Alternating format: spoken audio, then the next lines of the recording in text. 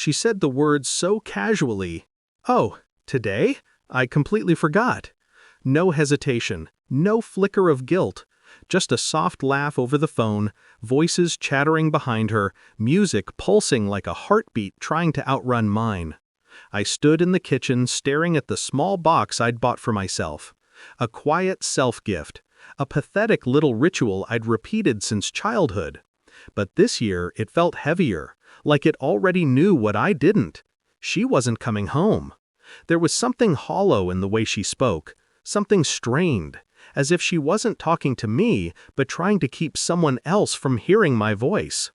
A spike of silence cut through me, cold, precise, the kind of silence that rearranges your understanding of a person.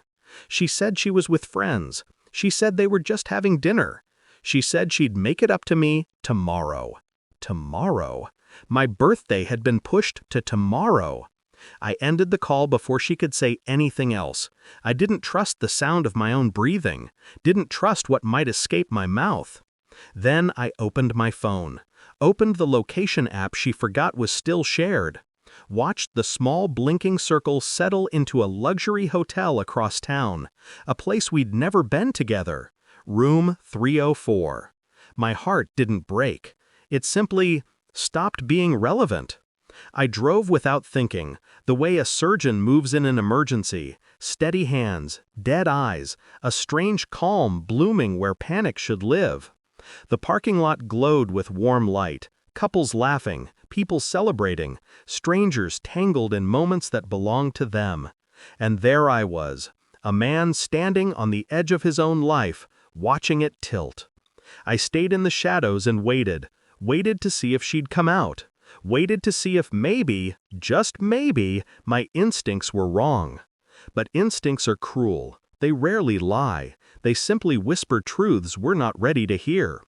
A man in a sharp suit walked through the lobby doors, smiling, confident, the kind of smile reserved for someone waiting upstairs. My chest tightened, but my hands remained steady. I wasn't surprised. I'd felt this coming for months. The quiet distance, the late nights, the sudden girls' trips, the new perfume she never wore around me. The shape of betrayal had been growing in the dark. Tonight, it finally stepped into the light. I walked to the front desk with the kind of politeness that raises no alarms. Calm, measured, my voice barely above a whisper. "Can you deliver something to room 304? A pause. A birthday gift. The clerk smiled, unaware of the storm behind my face. While she entered details, I scrolled through my phone. Old messages, photos, little moments I once believed had meaning. Each one felt like a puzzle piece from someone else's life. Inside, something shifted. Not rage, not grief, just clarity. She didn't forget my birthday. She erased it. The clerk returned with a form and a polite nod. "What would you like us to send?" "Champagne and a cake," I said. "And a card." I wrote the words slowly, letting each letter carve itself into the page. "Happy birthday to me. Enjoy your last night married. Divorce papers delivered tomorrow." There was no tremor in my hand, only precision. I stepped outside just as the delivery staff headed to the elevator. A small cake box balanced carefully in their hands, champagne beside it, my message tucked neatly on top. The hotel lobby buzzed around me, but it all felt muted, like I was submerged underwater watching my own life happen above the surface. 3 minutes later, my phone vibrated. Once, twice, then in frantic succession. Her name flashed across the screen over and over. I didn't answer. I wanted her to sit in that room, surrounded by the evidence of her own choices.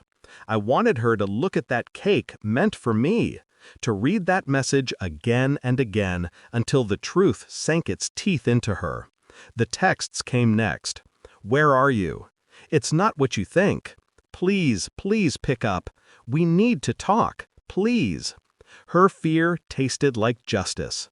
I answered her 6th call, not out of mercy, out of timing. Her voice cracked immediately.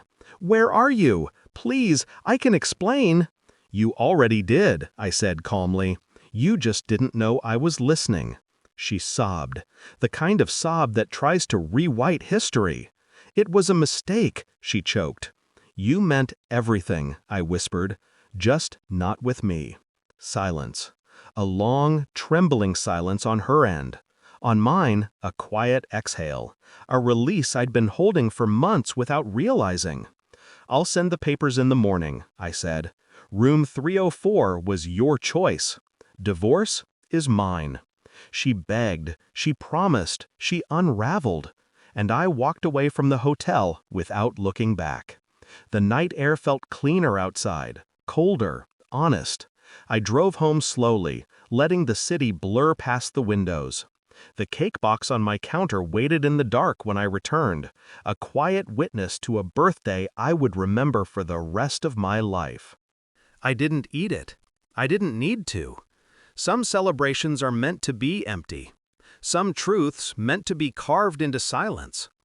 I sat down, removed my wedding ring, and placed it on the table like the final period at the end of a long, painful sentence.